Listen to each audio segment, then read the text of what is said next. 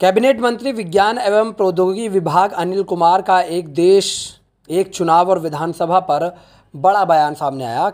Cabinet मंत्री अनिल कुमार आज जनपद मुरादाबाद पहुंचे, जहां उन्होंने स्वच्छता ही सेवा कार्यक्रम में भाग लिया। इस दौरान कैबिनेट मंत्री ने मीडिया से बात करते हुए कहा कि स्वच्छता ही सेवा है। हमारे देश के प्रधानमंत्री मोदी राष्ट्रपिता महात्मा गांधी की परिकल्पना को साकार कर रहे हैं, देशवासियों को स्वच्छता के प्रति जागरूक कर रहे हैं। आज प्रधानमंत्री मोदी का जन्मदिन भी है। हम इस कार्यक्रम के माध्यम से उनको बधाई देते हैं और शुभकामनाएं देते हैं।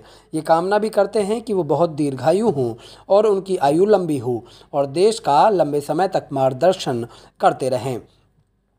वहीं प्रदेश में होने वाले उपचुनाव पर बोलते हुए कहा कि उपचुनाव के लिए एनडीए की पूरी तैयारी है। बहुत जल्दी नोटिफिकेशन जारी होगा। हम ज़मीन पर उतरकर चुनाव की तैयारी कर रहे हैं।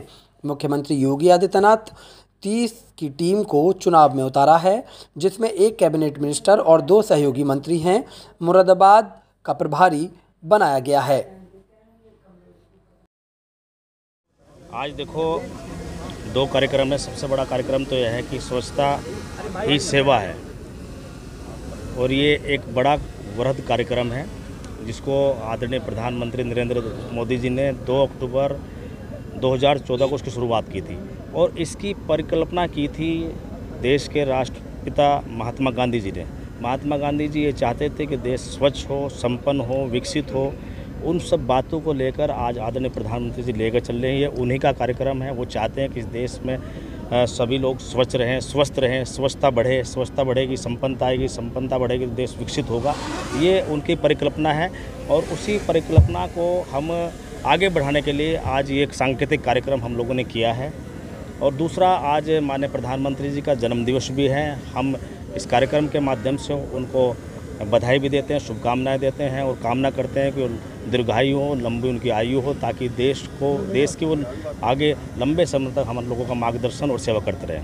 मंत्री, उपचुनाव होने वाले, क्या कुछ तैयारी? उपचुनाव में एनडीए की पूरी तैयारी है। 10 सीटों पर उपचुनाव होना है। बहुत जल्दी नोटिफिकेशन होने वाला है। 10 ही 10 सीटें हम कैसे जीतें, इस बात को लेकर पूरी तैयारी हम लोग ज़मीन पर उतरकर हम लोग तैयारी कर रहे हैं। उसमें माननीय मुख्यमंत्री जी ने 30 लोगों की एक टीम भी बनाई है।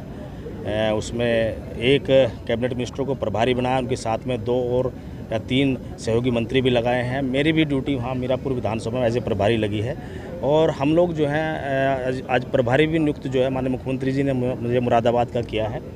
उसी जिम्मेदारी का निर्वहन करने के लिए मैं आज यहाँ मुरादाबाद के लोगों के बीच में आया हूँ और आपके माध्यम से विश्वास दिलाता हूँ कि निश्चित रूप से मुरादाबाद जनपद के लिए जो विकास की बात है, जो सरकार की योजनाएं हैं, चाहे वो केंद्र की हों चाहे उत्तर प्रदेश सरकार की हों, उनको कैसे ज़मीन पर उतारें, उन सब बातों पर हम लोग काम करेंगे। समय समय पर बीच में आते रहेंगे और कैसे मुरादाबाद को आगे बढ़ा सकते हैं, इसके लिए हम लोग काम करेंगे। एक देश एक चुनाव को लेकर चर्चा चल रही है, ये अच्छा है। अगर एक देश एक चुनाव हो तो इससे बड़े काम देश में नहीं हो सकता।